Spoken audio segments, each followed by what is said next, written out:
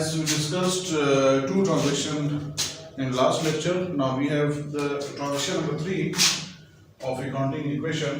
As we saw here that purchase of merchandise. As I told you in class that merchandise are also known as goods, and goods are those commodities which are purchased for resale purpose. ठीक है, goods क्या होती हैं जो कि हम लोग resale purpose के लिए कोई भी कमोडिटीज परचेज करते हैं.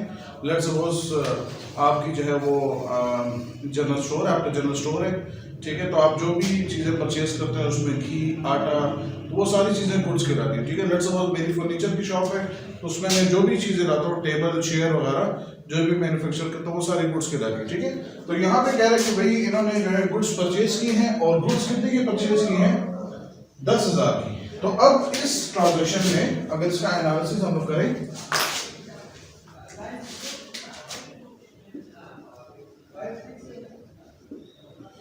इस ट्रांजैक्शन में हमारे पास दो चीजें इन्वॉल्व हैं. The first thing is goods, ठीक है, जो मर्चेंडाइज कहलाती हैं. तो 10,000 की गुड्स जो है वो बिजनेस में क्या हो रही हैं?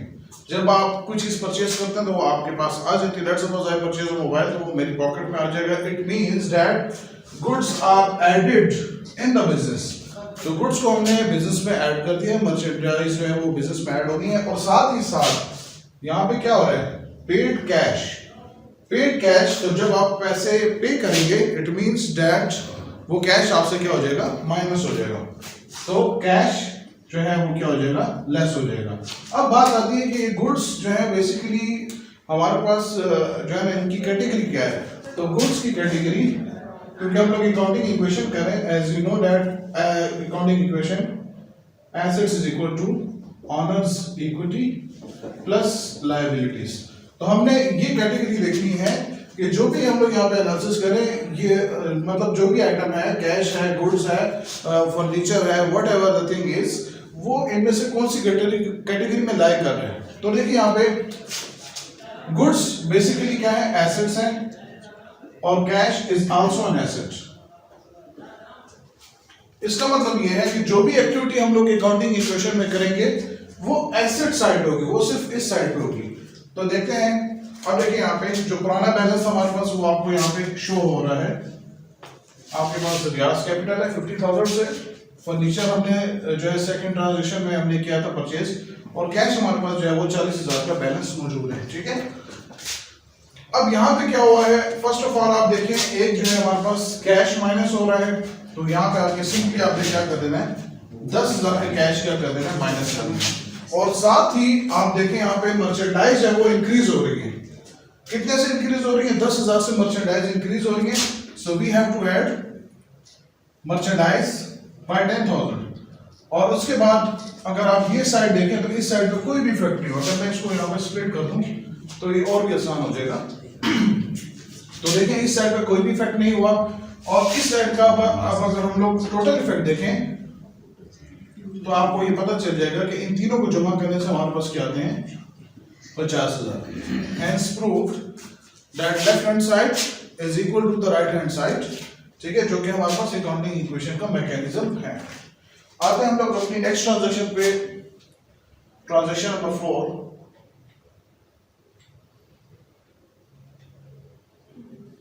अच्छा, ट्रांजैक्शन नंबर 4 में देखें. अब कहता है कि purchase merchandise from Ali. Purchase merchandise from Ali for rupees 5,000 on credit. अब इसमें जो जरूरी चीज है समझने की, पिछली ट्रांजैक्शन और इसमें सिर्फ एक छोटा सा डिफरेंस है. देखिए, परचेज मर्चेंडाइज उसमें भी था और इसमें भी है, गुड्स परचेज की है. यहाँ पे एक नई चीज ऐड हुई है, वो है अली. ठीक है, और यहाँ पे एक और चीज है क्रेडिट. और क्रेडिट का जैसे कि आपको पता भी है, क्रेडिट पे जब हम लोग ट्रांजैक्शन करते हैं तो क्रेडिट ट्रांजैक्शन वो होती है जो कि हम लोग कर्ज पे करते हैं. ठीक है, इट्स टाइप ऑफ लोन. ठीक है, क्रेडिट ट्रांजैक्शन क्या होती है? जो कि हम लोग कर्ज पे करते हैं, नकद पे नहीं होती. ठीक है, तो एनालिसिस अगर हम इसका करें तो सबसे पहले आप देखें, इसमें जो है वो हम लोग गुड्स को ऐड कर रहे हैं. गुड्स मतलब मर्चेंडाइज. और उनका अमाउंट कितना है 5000। और साथ साथ क्या हो रहा है, गुड्स हम लोग क्रेडिट पे परचेज करें तो अली इसमें ऐड हो जाएगा, अली ऐड हो जाएगा। और जिससे हम लोग परचेजेस करते हैं उसको हम लोग सप्लायर बोलते हैं, और सप्लायर बेसिकली क्या होता है, अकाउंट्स पेबल होता है। तो यहां पे हम लोग अकाउंट्स पेबल को इंक्रीज कर रहे हैं।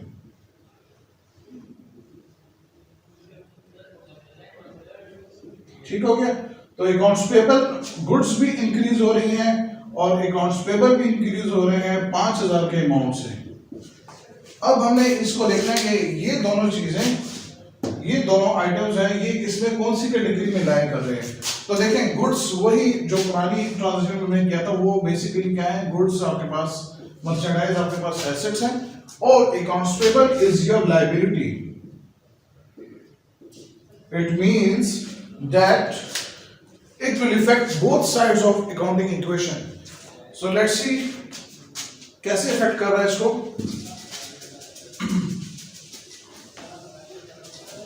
आपके पास जो पुराना बैलेंस है, पहले मैं उसको हाईलाइट कर देता हूं।